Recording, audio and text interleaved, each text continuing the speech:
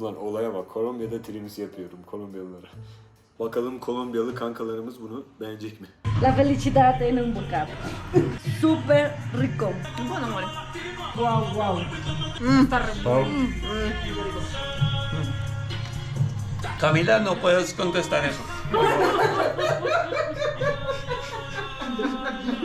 Herkese Kolombiya'da Bogota şehrinden merhabalar.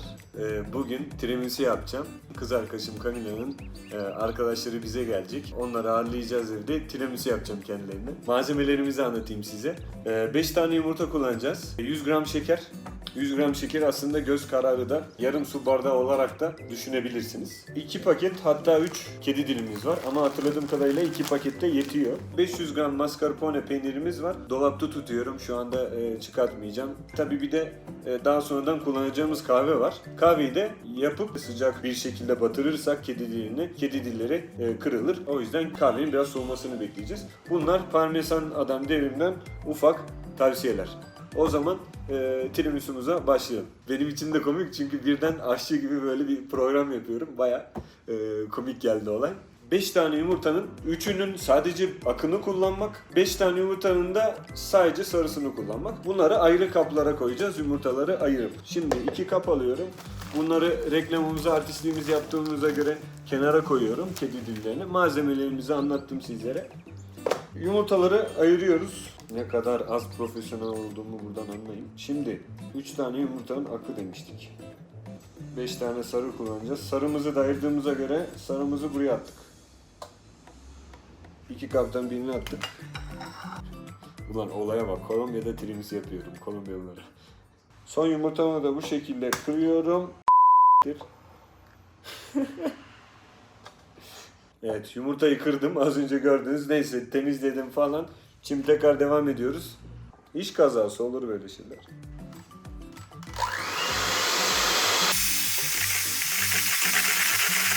Yumurtanın beyazını çırptığınızda böyle yukarı doğru baktığınızda yumurtanın akı düşmeyecek. Gördüğünüz gibi böyle.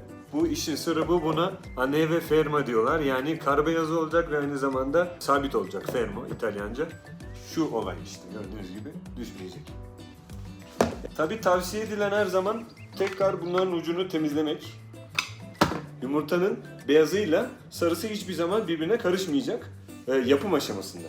100 gram şekerimizi yavaşça yumurtanın sarısına dökerken karıştıracağız. Yavaş başlayacağız, sonra da hızlandıracağız.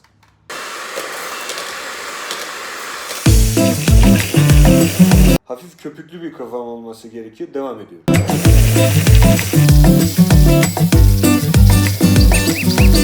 Dolapta tuttuğum 500 gram mascarpone peynirimi çıkartıyorum. Mascarpone'yi alıyoruz ve yavaşça karıştırıyoruz. Yumurtanın sarısını ve mascarpone'yi yavaşça karıştırıyoruz yukarı aşağı. Beyazını ekliyorum şimdi. Hepsini beraber yukarıdan aşağı böyle kibarca karıştırmak gerekiyor. Çok sulandırmamaya dikkat ederek dolapta bekleteceğim. Biraz daha katılaşsın diye. Kıvam olarak fena değil ama çok da sulu olmaması lazım. Şimdi dolaba giriyoruz. Biraz beklettikten sonra çıkartıyoruz dolaptan ve başlıyoruz tatlımızı şekillendirmeye. Şimdi bir spatula ile bir taban oluşturuyorum. Evet, ilk katı yaptıktan sonra genellikle batırılıyor. Kaşıkla da böyle dökebilirsiniz azar azar.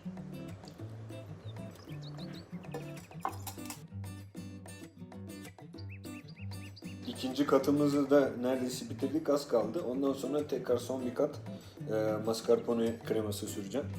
Mascarpone kreması dememin sebebi, mascarpone esasında bir peynir. Ama az önce gördüğünüz gibi yaptığımızda o mascarpone kreması, crema di mascarpone ismini alıyor. Çünkü yumurta akı, yumurta sarısıyla karışıyor şekerle birlikte. Aldığı isim de crema di mascarpone. Zaten İtalya'da restoranlarda tatlı olarak tiramisu değil, crema di mascarpone de bulabiliyorsunuz. Sadece kremasını, yani bu gördüğünüz sarı şeyden bahsediyorum.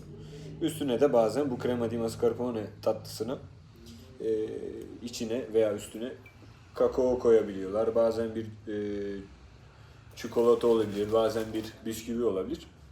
O şekilde süslüyorlar. Crema di mascarpone. Yani bunun kendisi zaten tiramisu yapmadan önce bir tatlı olarak da değerlendirilebiliyor. Yani kaşıklayarak yerseniz çok lezzetli bir şey. Son kadı da kedi dilleriyle doldurduktan sonra, ısladıktan sonra kahveyle. En üst katı süslüyoruz, tekrar dolduruyoruz mascarpone kremasıyla. Bol bol koyuyorum.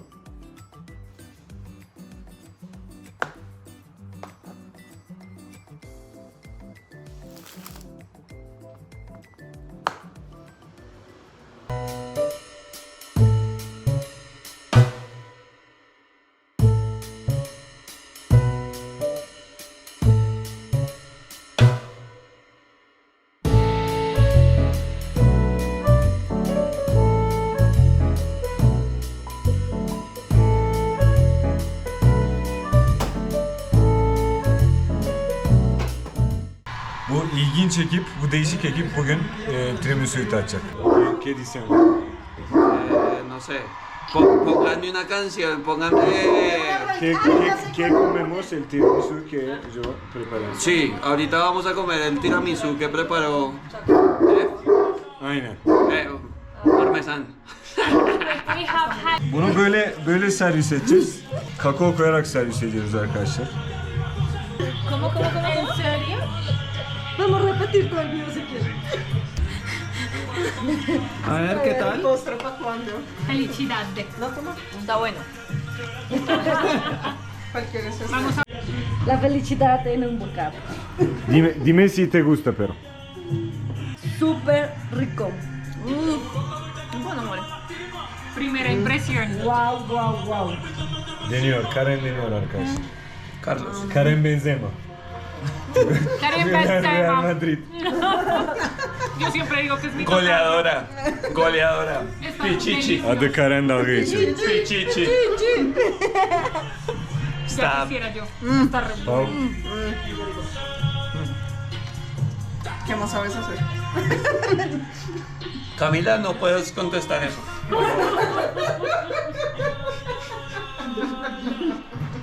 Cosas que se pueden hablar. Terminamos el video diciendo buen provecho a todos y Gracias, de... Buen provecho, Bobo. Maqueta. Macchiato'ya da bon provecho diyelim ve bir sonraki videomu izlemek isterseniz like, comment, etc. Todo eso. diyorum ve tiramisu ile birlikte size it's my turn.